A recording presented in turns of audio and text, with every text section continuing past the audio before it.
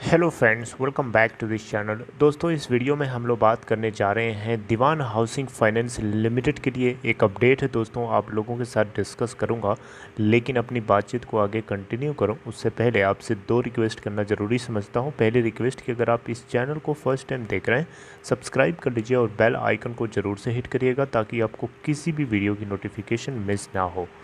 दूसरी रिक्वेस्ट कि अगर आपको डीमेट या ट्रेडिंग अकाउंट ओपन कराना है तो डिस्क्रिप्शन बॉक्स में एक लिंक आपके लिए दिया गया है अप स्टॉक में अकाउंट ओपन कराने के लिए।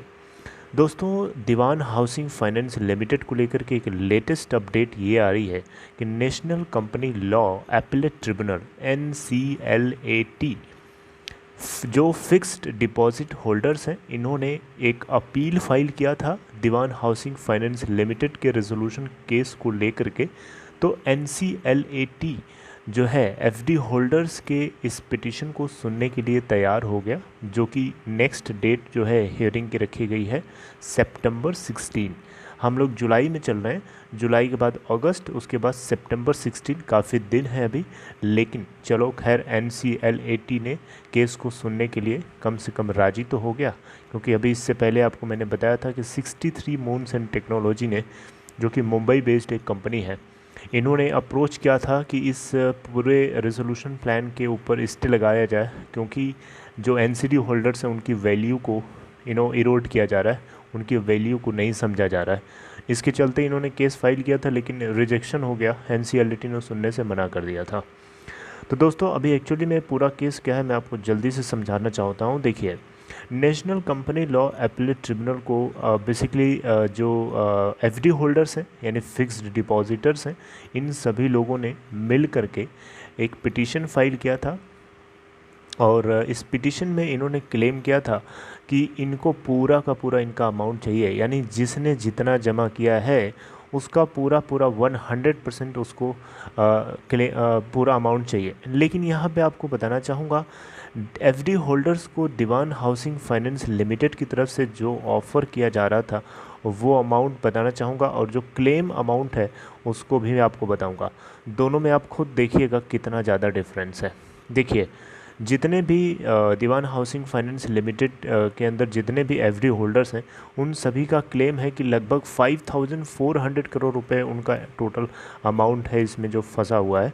लेकिन जो दीवान हाउसिंग फाइनेंस लिमिटेड को एक्वायर करने वाली कंपनी है, जो कि पिरामिल ग्रुप है, इन लोगों को 1241 करोड़ रुपए यानी 1241 करोड़ रुपए मात्र दे रहा था, जो कि परसेंटेज वाइज देखें तो टोटल क्लेम का 23% मात्र रह जाता है। यानी 100% की रिकवरी चाहते हैं लोग, और जबकि इनको दिया जा रहा है 23%। तो इसी को लेकर के नाराज़गी थी जितने भी एफडी होल्डर्स। देखिए, कोई भी जो एफडी होल्डर होता है वो इस तरीके की स्कीम को क्यों अडॉप्ट करता है, क्योंकि उसको सिक्योर और सेफ कम से कम फिक्स डिपॉजिट मिलता है, पे इंटरेस्ट मिलता है, जो कि बैंक से थोड़ा सा ज़्यादा होता है। तो इसी लालच में आदमी अपनी ज़िंदगी भर की कमाई लगा देता है, और इस उम्मीद के साथ नहीं लगाता है कि उसको उसका 23% मिलेगा। इस उम्मीद के साथ लगाता है कि उसको उसके इन्वेस्टेड अमाउंट का कुछ 100% से ज़्यादा मिलेगा, यानी कम से कम उसका प्रिंसिपल अमाउंट प्लस उस पर इंटरेस्ट। तो यही सब है दोस्तों यहाँ पे। देखिए, यहाँ पे NCLT ने, नेशनल कंपनी लॉ ट्रिब्यूनल ने, जब DHFL के इस रेजोल्यूशन प्लान को अप्रूव किया था, तो उसने एक सजेशन भी दिया था कि आप कुछ ऐसा लेकर के आइए, कमेटी ऑफ क्रेडिटर्स को बेसिकली, कि आप कुछ ऐसा लेकर के आइए कि जितने भी एफडी होल्डर्स हैं, जो स्मॉल डिपॉजिटर्स हैं, उनको उनके इन्वेस्टेड अमाउंट का टोटल 40%, यानी टोटल जो अमाउंट है 5400 करोड़ रुपए का जो क्लेम किया जा रहा है एफडी होल्डर्स के द्वारा कि उनका इतना जमा है, उसका 40% जो है उन लोगों को मिलना चाहिए। 23% से बढ़ा करके 40% करने की गुंजाइश करने के लिए NCLT ने कमेटी ऑफ क्रेडिटर से कहा था। लेकिन इस प्रपोजल को वोटिंग के लिए रखा तो गया था, लेकिन कमेटी ऑफ क्रेडिटर्स के द्वारा इसको रिजेक्ट कर दिया गया। सुना आपने, इसको रिजेक्ट कर दिया गया, यानी 40% तक के भी अमाउंट के लिए ये लोग राजी नहीं हुए। 100% तो बहुत दूर की बात है। तो last week national company law appellate tribunal ने इंट्रिम स्टे लगाने से रेजोल्यूशन प्लान जो DHFL का है इसके लिए इंट्रिम स्टे लगाने से रोक दिया था, यानी मना कर दिया था सीधे सीधे कि ये इंट्रिम रेजोल्यूशन प्लान नहीं लगाना चाहेगा इस पूरे प्रोसेस के लिए। और स्पेसिफिकली NCT होल्डर्स और 63 मून्स टेक्नोलॉजी की अपील के बाद। राइट, तो दोस्तों अब फाइनली ये चलो खबर आ चुकी है कि कम से कम सुनने के लिए तैयार तो हो गया। तो सितंबर 16 के दिन FD होल्डर्स यानी जितने भी फिक्स डिपॉजिटर्स हैं इस कंपनी के अंदर उन सभी को तैयार रहना है, उन सभी के लिए यहाँ पे हियरिंग सुनी जाएगी। सितंबर 16 डेट याद रखिएगा।